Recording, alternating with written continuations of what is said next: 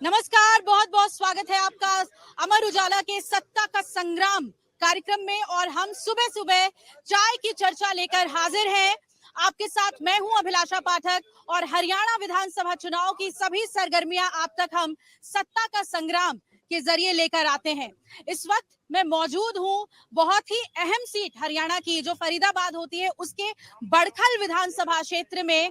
और यहां से हम समझने की कोशिश करेंगे कि आखिर हरियाणा की जनता जो कि ठीक लोकसभा चुनाव के बाद विधानसभा चुनाव के मूड में आ चुकी है, आखिर वो किस तरीके से इस बार के चुनाव में वोट करेगी, कौन से वो मुद्दे होंगे।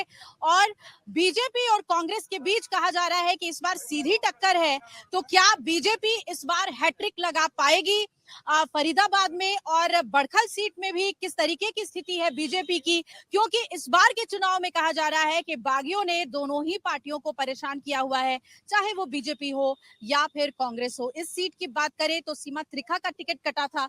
अब आपको हम बता दें कि यहाँ एक गोलू टी स्टॉल है जो कि इस इलाके का फेमस टी स्टॉल है। यहाँ के जितने भी बाशिंदे हैं यहाँ सुबह सुबह सैर के बाद चाय पीने आते हैं और चर्चा करने भी आते हैं शहर की क्या बातें हैं। अच्छा, एक और आपको महत्वपूर्ण बात बता दूं कि जब आप फरीदाबाद की बात करते हैं तो आप सीधे से समझ जाते हैं कि ये दिल्ली एनसीआर का शहर है, तो उसके डेवलपमेंट की अगर बात हो तो आप उसी तरीके से उसकी परिकल्पना करते हैं। 2015 में अनाउंस हुआ था स्मार्ट सिटी के लिए, प्रधानमंत्री मोदी ने इस शहर का चुनाव किया था, लेकिन जब आप आते हैं शहर में तो आपको वो रंग नहीं दिखता। मैं चाहूंगी कि कैमरामैन दिनेश जरा दिखाएं कि हम जहां पर खड़े हैं वहां पर ये नाला आपको दिख रहा है और इसकी गंदगी भी आप देखिए। ठीक उसके ऑपोजिट साइड में आपको जो है रिहायशी इलाका दिखेगा, लोगों के घर दिखेंगे, लेकिन यहाँ के लोगों के अंदर नाराजगी है कि आखिर जो डेवलपमेंट का काम है, शहर के सौंदर्यीकरण का काम है, वो सरकारें क्यों नहीं कर रही है। बीजेपी के लिए हैट्रिक लगाने का मौका है, लेकिन क्या ये मुद्दे इस बार गरमाएंगे? आइए यहाँ के लोगों से ही बात करते हैं। आपसे शुरुआत करते हैं, क्या चुनावी माहौल है और आपके क्षेत्र की बात करें तो यहाँ के क्या अहम मुद्दे हैं? यहाँ पर मैडम बीजेपी के जितने भी वो हैं काम तो किसी ने नहीं किया। इससे पहले कांग्रेस की थी, जितने भी एमपीएस एमएलएस बनते हैं यहाँ से काम कोई भी नहीं करता, सब अपना घर भरते हैं। मेन आज देख लो शहर की हालत क्या है, एंट्री पे आप देख लो, मेन फ्लाईओवर से उतरते ही आपका एंट्री है, यहाँ से नीलम चौक सड़क देखो सारी टूटी हुई है। ये पीछे नाला आपने अभी दिखाया, ये नाले में देख लो पिछले 30 साल से गंदगी पड़ी है। ये नगर निगम है, 100 मीटर के दायरे में नगर निगम है, और यहाँ पर भी आप देख लीजिए उनको उनसे ये सफाई नहीं होती नाले की। 30 साल लोगों ने शिकायत की इसकी? बहुत बार कर दीजिए, इसकी वीडियो डाल दी, सब कुछ कर दिया, कमिश्नर लेवल तक चलेगी बात, आज तक इस नाले की सफाई नहीं हुई, कोई सुनवाई नहीं। कहते हैं इन्होंने एक ऐप स्टार्ट किया था नगर निगम का कि उस पर आप डाल दीजिए। हमने सारी रिपोर्टिंग करके उस पर डाल चुके हैं, कई बार डाल चुके हैं, उसका कोई रिप्लाई नहीं, नथिंग, कुछ भी नहीं। लिखित में दे दी है शिकायतें, उसके बावजूद भी इस नाले की सफाई नहीं, कुछ भी नहीं। शहर का हाल बुरा कर दिया। सरकार तो अच्छी है, सरकार में कोई डाउट नहीं है, बट ये जो एमपीज एमएलए यहाँ से सिलेक्ट होके गए हैं ना, इन्होंने काम नहीं किया।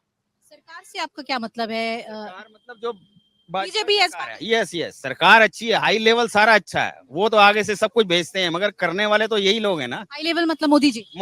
मोदी जी जैसा बंदा ही नहीं है। देश को उन्होंने अच्छा किया। सरकार हरियाणा में भी बीजेपी की बनेगी, इसमें भी कोई शक नहीं है।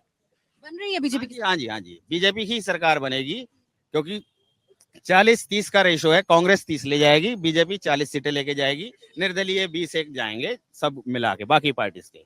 मगर सरकार अल्टीमेट लास्ट में फाइनल बीजेपी की ही बनेगी, मुख्यमंत्री बीजेपी का ही होगा हरियाणा के अंदर। लेकिन चलिए थोड़ा सा पीछे ही चलते हैं। कुछ ही महीनों पहले लोकसभा के नतीजे आए और हम जानते हैं हरियाणा में 50-50 का मामला रहा, और आपने सर को सुना कि वो जो आंकड़ा बता रहे हैं। आइए समझने की कोशिश करते हैं, क्या लग रहा है बीजेपी इस बार हैट्रिक लगाएगी यहाँ पर? जनता के मूड में क्या है? जो जैसी समस्याएं यहाँ पे दिख रही हैं, उन समस्याओं के बल पे वोट करेंगे या फिर मोदी जी के बल पे वोट करेंगे? समस्याएं तो जो दिख रही हैं वो तो ठीक है। जो स्थानीय हमारे विधायक हैं और सांसद हैं, इनको कोई मतलब नहीं है जनता से। और बीजेपी की सरकार हैट्रिक करेगी, बिल्कुल करेगी, इसमें कोई संदेह नहीं है। लेकिन मोदी जी को थोड़ा सा इन पे नीचे वालों पे कंट्रोल होना चाहिए, उसके बाद मोदी जी को कहीं दिक्कत आने की। तो इस बार बीजेपी से यहाँ से धनेश धनलखा हैं और विजय प्रताप हैं कांग्रेस में, कैसा टक्कर है दोनों के बीच? दोनों में ठीक है, टफ फाइट तो रहेगी, लेकिन बीजेपी निकलेगी इधर से। हैट्रिक लगा लेंगे? जी जी जी। जी। और लोगों से बात करते हैं, आपको क्या लग रहा है, क्या वो मुद्दे हैं जिस पर इस बार फरीदाबाद की जनता या आपके विधानसभा क्षेत्र की जनता वोट करने का मूड बना रही है? देखिए मैम, काम होना चाहिए शहर में, विकास होना चाहिए। ऐसा कुछ नहीं है कि हम उससे अलग हैं कि उनसे हम उससे अलग हैं, लेकिन ठीक है, अपने हिसाब से देखिए आप क्या हाल है यहाँ का। बाकी देखिए क्या कहते हैं वोट। तो लोकसभा में भी आप लोगों ने वोट किया, अब उसके बाद विधानसभा में, तो क्या वोटर्स के जहन में ये होता है कि लोकसभा का जो उनका वोट करने का पैटर्न होता है अलग ढंग से सोचते हैं, विधानसभा में अलग सोचते हैं, वो समझना बहुत जरूरी है? बहुत जरूरी है, वो चीज समझना जरूरी है। देखिए अभी देखिए बीजेपी सरकार आगे चल रही है इस टाइप, तो बाकी देखिए क्या होता है। बीजेपी ही आगे चल रही है जी। इस क्षेत्र में मतलब बीजेपी बीजेपी ही है, लेकिन कहा तो जा रहा है कि एक अंडर करंट है और कांग्रेस जो है हैट्रिक लगाने से रोकेगी, आप क्या मानते हैं? नहीं, ऐसा कुछ नहीं है, हर एक बंदे के अपने व्यूज हैं। ऐसा नहीं है कि बीजेपी हैट्रिक लगा रही है। अगर हम यही सोच के बैठ जाएं तो पहले भी 400 पार का नारा था, तो वो चीज नहीं है। बाकी ठीक है कि फाइट दोनों में है, कांग्रेस में भी है और बीजेपी में भी है। तो बाकी 10 साल के काम को देखते हुए, हम अपने फरीदाबाद स्मार्ट सिटी को देखते हुए, तो कहीं भी आप निकल जाइए, सीवरेज ब्लॉक, नालों की कोई सफाई नहीं और जगह जगह गंदगी के ढेर, जानवरों के ऊपर कोई काबू नहीं। तो ये काम आम पब्लिक का नहीं है, ये गवर्नमेंट का काम है। सीवरेज का काम हो, सड़क का काम हो, गंदगी के ढेरों का काम हो, जानवरों का काम हो। आए दिन खबर आ जाती है कि भी जी एक जानवर ने किसी इंसान को टक्कर मार दी, उसकी जिम्मेवारी कौन लेगा? सीवरेज का ढक्कन नहीं है, उसमें कोई बच्चा गिर जाए तो सबसे पहले गवर्नमेंट के नुमाइंदे आ जाते हैं, ये हो गया वो हो गया।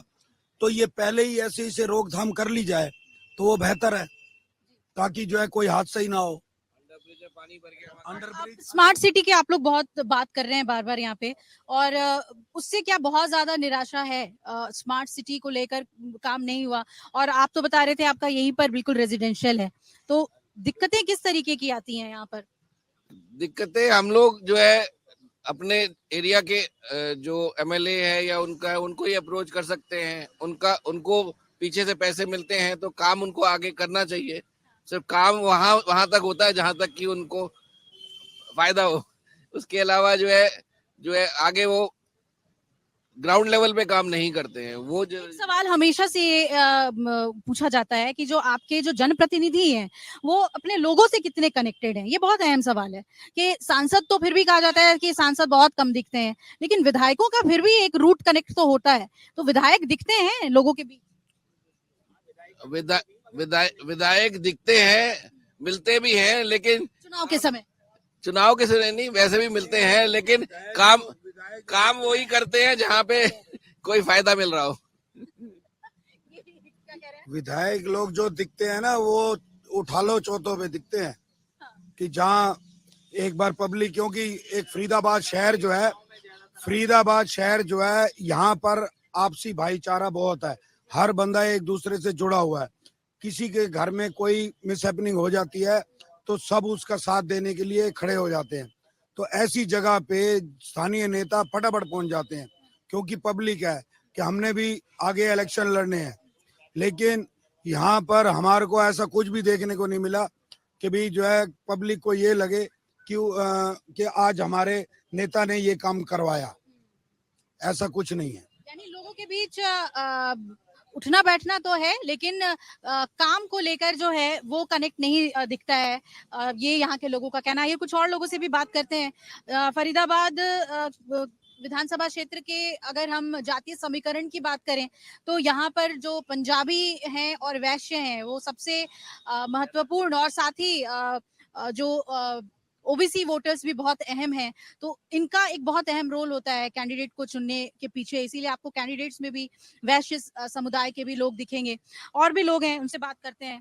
क्या लगता है आपको? आप नौजवान दिख रहे हैं मुझे, तो या जो वोटिंग की जो बात आती है, तो क्या कास्ट मैटर करता है यूथ के लिए?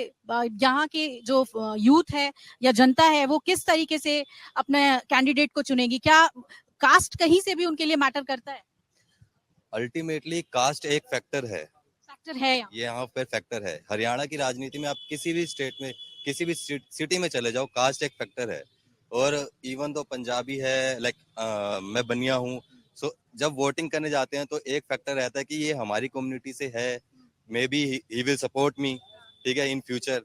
But I am a BJP voter, but this time मैं सोच रहा हूँ कि बीजेपी नहीं कांग्रेस को वोट जाए, बिकॉज ग्राउंड लेवल पे वो डेवलपमेंट नहीं दिखा। आप ऑन पेपर तो दिखा रहे हो कि हमारी इकोनॉमी 3rd लेवल पे चली गई, ये हो गया वो हो गया, बट ग्राउंड लेवल पे वो डेवलपमेंट नहीं है। ग्राउंड लेवल पे क्या दिक्कतें हैं? सबसे ज्यादा क्या दिक्कतें हैं? इंफ्रास्ट्रक्चर की दिक्कत है, एजुकेशन की दिक्कत है, एम्प्लॉयमेंट की दिक्कत है। ग्राउंड लेवल पे आप किस अहम मुद्दों को हमारे चैनल पे उजागर करना चाहते इंफ्रास्ट्रक्चर प्राइमरी चीज है। आप हाईवेज बना रहे हो, बट विद इन सिटी जो डेवलपमेंट है वो नहीं है।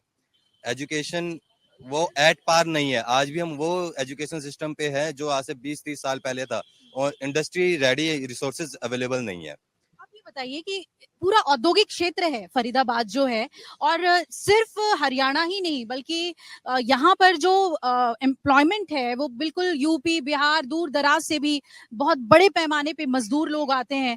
तो औद्योगिक क्षेत्र का जो डेवलपमेंट होना चाहिए था, या एम्प्लॉयमेंट अपॉर्चुनिटी जो यहाँ की जनता को मिलनी चाहिए थी, वो मिली है?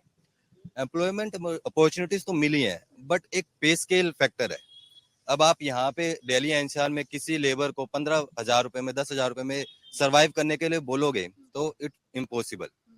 अगर आज आप सब्जियों के भी दाम ले लो, टमाटर कल मैं मार्केट मंडी में गया था तो 80 रुपीज किलो है। अब जो लेबर या जो भी आपका वर्कर है वो पर डे 500-600 रुपए कमा रहा है, तो वो अपना 50% इनकम तो वो अपना डेली की नीड्स में स्पेंड कर देगा। अब उसको मेडिकल एक्सपेंसेस के लिए भी सेविंग करनी है, बच्चों की पढ़ाई के लिए भी सेविंग करनी है, वो कैसे करेगा? अल्टीमेटली यही है कि एम्प्लॉयमेंट है, नो डाउट, अगर आप चाहोगे आपको एम्प्लॉयमेंट मिल जाएगी, बट वो पे स्केल नहीं मिलता। हाँ, कुल मिलाकर आपका ये कहना है कि अब जो मोदी मोह था लोगों का, वो भंग हो रहा है? Yup, yes. भंग हो रहा है चाचा?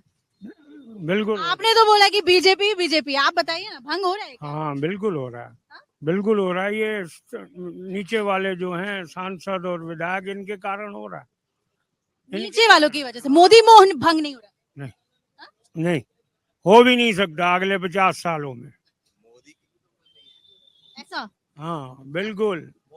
मोदी ठीक है, नीचे वाले काम करके राजी नहीं है। कल तक वो राजयोग आ गया, हाथ में एमएलए बन गए, उनके घर खाने को नहीं था, आज वो 500-500 करोड़ के मालिक है। ऐसे कैसे हो जा रहा है? जो नेता है उसके हाथ में तो नेतृत्व होना चाहिए ना। आप बताइए ना, आप बताइए।